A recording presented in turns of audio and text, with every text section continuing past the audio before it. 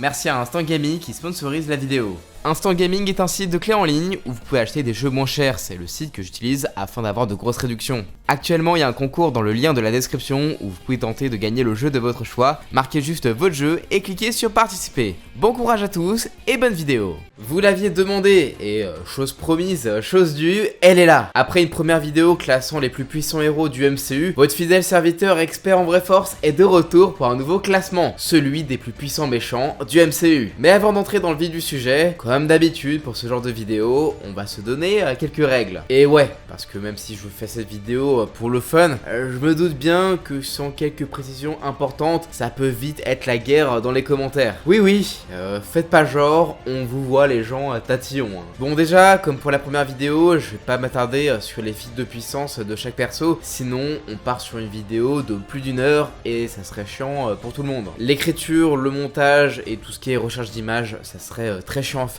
Et en plus de ça, ça serait pas ultra fun à regarder. Mais aussi parce que ça serait dommage de m'enlever la possibilité de faire d'autres vidéos, la vraie force, sur les personnages en question.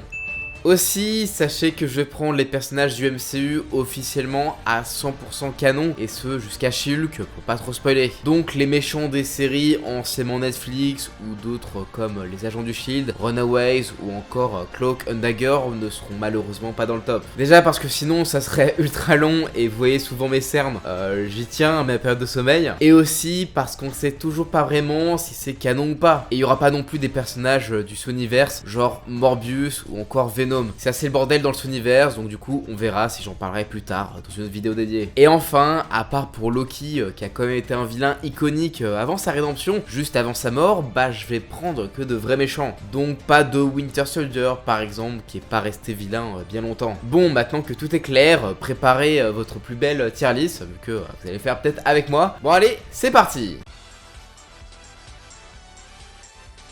Ici on va retrouver les méchants qui peuvent certes gérer des cartels ou des organisations criminelles super secrètes de la mort qui tue, mais qui, face à une Captain Marvel, ne lui ferait pas une seule égratignure. Et ouais, c'est triste, mais si c'est pas le génie criminel qui compte, mais là, la puissance, la vraie quoi. Alors forcément, en bas de ce classement, on retrouve des giga chiffres molles comme ce naze de Justin Hammer bien incapable de se salir les mains ou même de copier le boulot de Tony. Un peu comme l'ex-conseiller à la sécurité mondiale, Alexander Pierce qui, sans Hydra, n'est finalement pas grand chose. Pas de quoi tenir contre des vrais combattants comme Echo et sa tracksuit Mafia ou encore Crossbone et ses mercenaires. Eux, ils savent se salir les mains. Et si on coupe le côté Big Boss et le mec qui sait se battre et avoir une armée, bah on a des mecs bien friqués comme Zeno ou encore le Caïd. Évidemment, on met le Caïd devant Zemo. Et même Carly Morgento et ses Flakmashers dopés au sérum de super soldats qui, malgré leur entraînement militaire, devraient sûrement se faire soulever par Fisk. Et franchement, il s'est pris une bagnole dans Hawkeye. C'est quand même un truc de fou pour un humain qui est censé être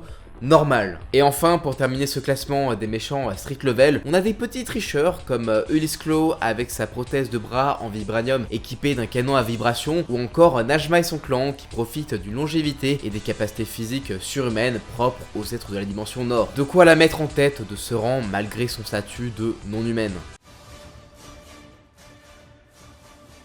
Là, on commence à voir des mecs qui pèsent quoi, dopés aux super pouvoirs ou encore à des gadgets bien OP qui les mettent au rang de héros aussi balèzes que par exemple certains membres des Gardiens de la Galaxie, Ant-Man ou encore même la Guêpe. Et on commence en bas de cette catégorie par deux super soldats qui sont un petit peu comme Steve Rogers mais en version ultra violente. J'ai nommé l'US Agent et Red Skull, dont l'expérience, l'équipement et les capacités surhumaines les mettent au-dessus de Najma, dont on n'a pas vu des compétences aussi exceptionnelles. Ah, et je compte pas les pouvoirs de Crâne Rouge en gardien de la pierre de l'âme, parce que bon, en vrai, c'est plus vraiment méchant, c'est plus une entité qui reste neutre. Vient ensuite le tout premier méchant du MCU, Obadiah Stane et son armure, l'Ironmonger. Une armure super lourde et un petit peu lente qui pouvait quand même faire pas mal de dégâts, mais qui se ferait sûrement défoncer par notre prochain candidat, Adrian Thomas, le vautour. Et ouais, avec son armure volante, même en haute altitude, et ses ailes qui tranchent le métal, sa mobilité aurait raison de l'Ironmonger. Mais pas sûr que ça suffise face à l'armure ultra résistante et au foie électrique bien vénère de Whiplash. Et ouais, même si on se souvient plus de sa version torse-poil, ben c'est bien dans cette armure qui fait le plus de dégâts. Mais après là c'est l'hypothèse, mais cette armure se ferait sans doute déchiqueter par les griffes du puissant lézard, qui pourrait en plus résister à ses fouets avec sa super régénération au cas où il voudrait lui couper la queue. Et malgré ses super sens de lézard, je pense que Connors pourrait très vite se faire surprendre par le petit Yellow Jacket qui n'aurait, je pense,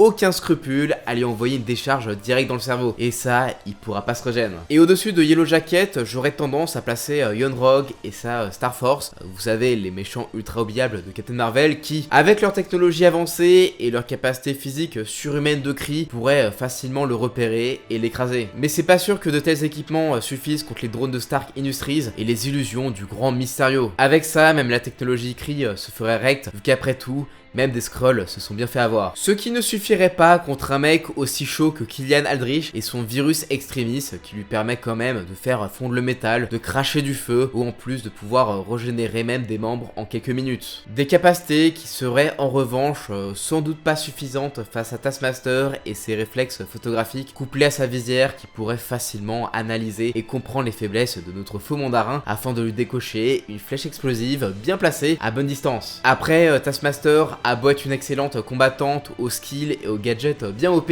je pense pas que ça puisse rivaliser avec l'intelligence diabolique couplée à l'IA ultra avancée des bras robotiques du Docteur Octopus. Et surtout en termes de rapidité, il a l'habitude des petits malins qui sautent dans tous les sens. Et malheureusement, ça ne rivaliserait pas avec l'expérience au combat de Navy Seals couplée aux capacités et à l'armure de Black Panther de Killmonger. Ouais, faut pas oublier à quel point le vibranium c'est OP et qu'en plus ça peut renvoyer les dégâts sous forme d'ondes de choc, sans parler de la fleur que doivent prendre les Black Panthers, ce qui leur donne des capacités physiques surhumaines. Mais malheureusement, même avec une armure aussi résistante que celle d'un Black Panther, Killmonger ne pourrait rien faire face à Ghost qui peut carrément se rendre intangible et invisible à volonté. Genre Mirio Togata mais en invisible et méchante, donc autant vous dire c'est super fort. Après les personnages intangibles et très agiles, c'est pas trop un problème pour Corvus Glaive et Proxima Midnight, deux membres du Black Order de Thanos qui ont quand même pu exploser Vision et bien tanker une Wanda pourtant nerfée à l'époque. Des capacités bien OP mais pas assez contre les grosses attaques de zone de notre prochain méchant. J'ai nommé l'Homme Sable. Et ouais,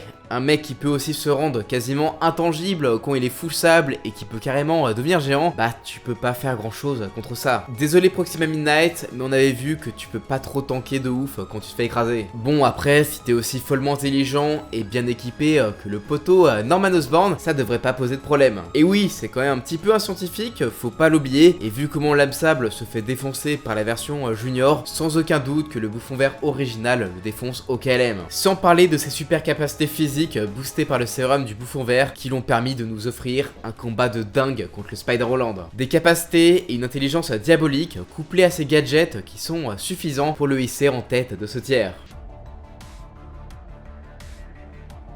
Bon, maintenant qu'on en a listé une bonne moitié et en vrai...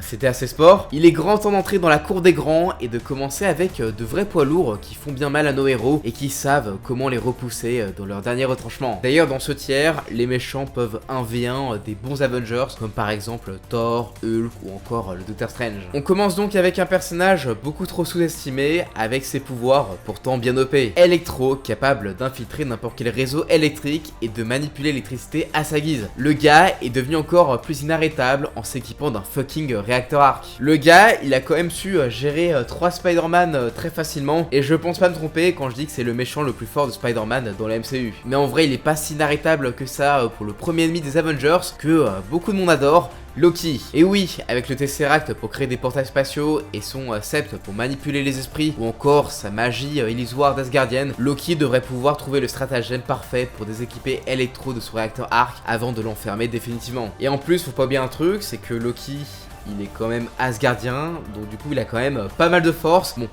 pas autant que Thor, mais en vrai, il peut parfaitement gérer Captain America. Néanmoins, et ça, vous savez si vous avez vu Avengers 1, bah si on a cette force, on a de quoi arrêter le dieu de la malice. Et la force brute, Abomination, lui, il n'en manque pas. Avec son facteur auto-guérisseur bien vénère, sa résistance surhumaine et une acceptation de la douleur juste surabusée, et ça, même avant sa transformation, Blonsky ne ferait qu'une seule bouchée de Loki, qui est déjà quand même bien flippé par Hulk. Un Hulk qu'Abomination a bien défoncé avant qu'il soit horriblement nerfé par le MCU, et ça, c'est quand même pas rien. Bon, par contre, pas sûr qu'il tienne le coup face à Call Obsidian, capable de donner du fil à retordre même à Iron Man, et qui aurait pu vaincre la Hulkbuster, pourtant capable de tanker un Hulk en étant berserk. Si Banner n'avait pas triché à coup de réacteur, en vrai, il aurait pu gagner. Et si je le mets avant Blonsky, bah c'est assez simple, Blonsky a perdu contre Hulk, et Call Obsidian était vraiment ultra chaud pour tabasser Hulk, donc en vrai je le mets un petit peu au-dessus. Et d'ailleurs la triche et la trahison, Cassilius, ça le connaît. Lui et sa magie noire pourraient sans doute bien le mettre dans le mal, comme Wong a pu le faire face à Abomination, ou comme dans Infinity War, où il a tranché le bras d'Obsidian. Mais ça, il pourrait le faire en encore plus mortel. Et du coup, au-dessus de lui, bah on retrouve le dernier membre du Black Order de Thanos, Ebony Maw.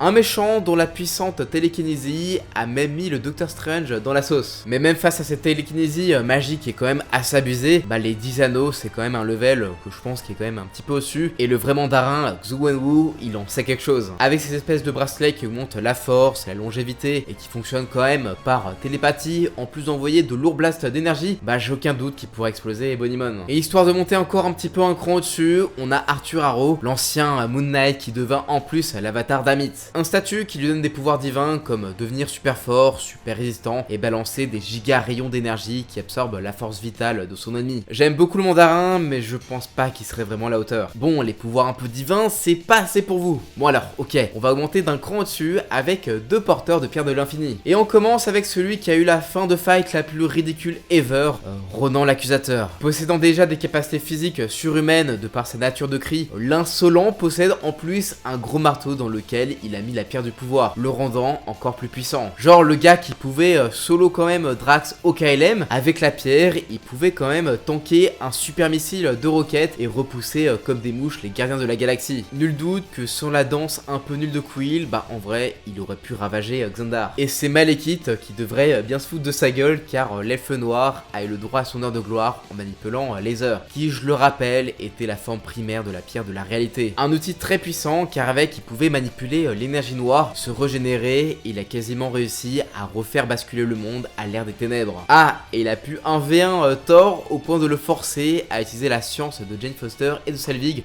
pour le battre. Largement de quoi mettre le chef des elfes noirs en haut de stier. Bon, quand on arrive avec une pierre de l'infini, c'est franchement pas mal. Mais là, on est sur des monstres de puissance qui ont un potentiel réel et qui peuvent assez facilement se passer des pierres de l'infinité. Et en bas de ce tiers, on retrouve un non-humain, Ultron, lié au corps de vibranium et au super intellect créé par nul autre que Tony Stark et Bruce Banner, et qui est sûrement les plus grands génies de la Terre. Et en vrai, dans le tiers A, on est plus sur des méchants où il faut réunir une partie des Avengers parce que vraiment, ils sont très forts quand même. Et si je le mets si haut, c'est grâce à ses capacités d'IA surabusées qui peuvent mettre à genoux l'arsenal nucléaire, et juste ça, bah ça fume Malekith. En plus de ça, il peut facilement s'échapper via internet, et en plus il a une armée, et même si Ultron, vous l'avez vu dans ma vidéo, sur le personnage, il est bien moins fort et bien moins terrifiant, il reste quand même plutôt fort dans l'MCU. Mais tout IA qu'il est, il reste faible à une force vraiment trop cheatée dans l'MCU, la magie. Juste imaginez-le face à Agatha Harkness, quand on voit déjà le mal qu'une Wanda nerfée a pu lui faire. Faut pas oublier qu'Agatha reste une sorcière avec des centaines d'années d'expérience, capable de manipuler la réalité à un niveau vraiment élevé, en plus de bloquer ou encore de voler les pouvoirs et la force vitale des autres. Un stratagème que connaît l'hôte des ombres,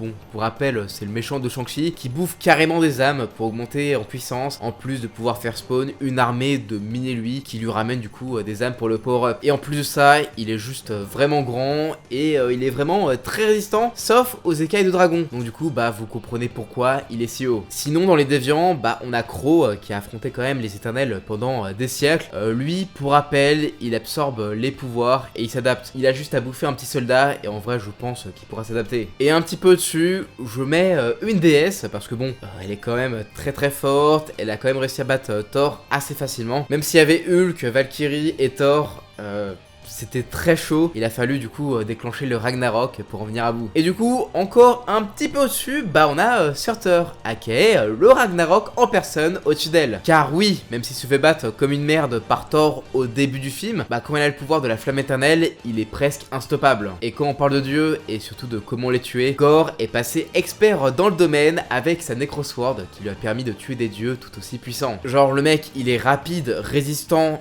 ultra vif, et il peut juste one-shot quoi. quoi, c'est vraiment incroyable. Mais bon, la Necrosword, elle est certes très puissante, mais elle peut être détruite par 2 artefacts asgardiens d'un niveau divin, alors juste imaginez comme elle exploserait face à Icaris, dont les pouvoirs d'éternel lui viennent des célestes qui sont quand même bien au-dessus des dieux. Faisant d'Icaris l'éternel fidèle à Arishem, le plus puissant de ce tiers. Et pour rappel, le mec c'est une sorte de Superman, c'est quand même de très loin l'éternel le plus fort.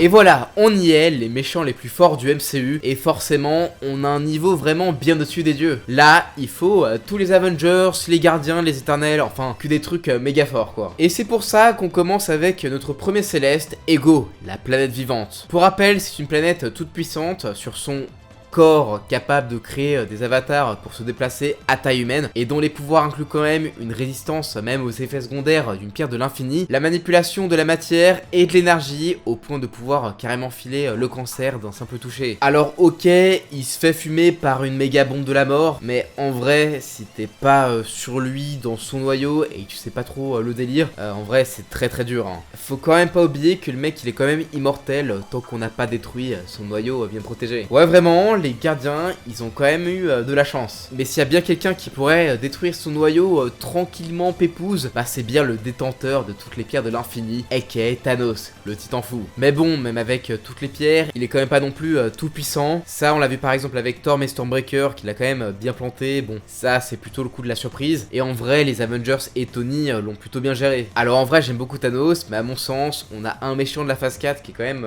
plus puissant. Et c'est même une ancienne Avengers qui était même dans le tier list, celle des héros, donc c'est la seule personne qui fait partie des deux quoi. Car oui, faut pas oublier que la vidéo a été faite avant Multiverse of Madness. Du coup Wanda, la sorcière rouge, elle a des capacités surpuissantes de manipulation de la réalité, et à mon avis avant ses pouvoirs, avant sa mort, bah Thanos, elle en aurait fait qu'une bouchée, et ça même avec les pierres, tant qu'elle l'empêche de claquer des doigts. Seulement, je vais quand même mettre au-dessus un céleste, Arishem, qui je le rappelle est tout puissant sur toute forme de vie, au point d'avoir créé le premier soleil ainsi que les immortels. Et pourtant, il existe techniquement plus puissant que lui dans le multivers. Une créature ayant conquis plusieurs autres univers et maîtrisant sa propre dimension où elle est toute puissante, dont le simple nom fait flipper.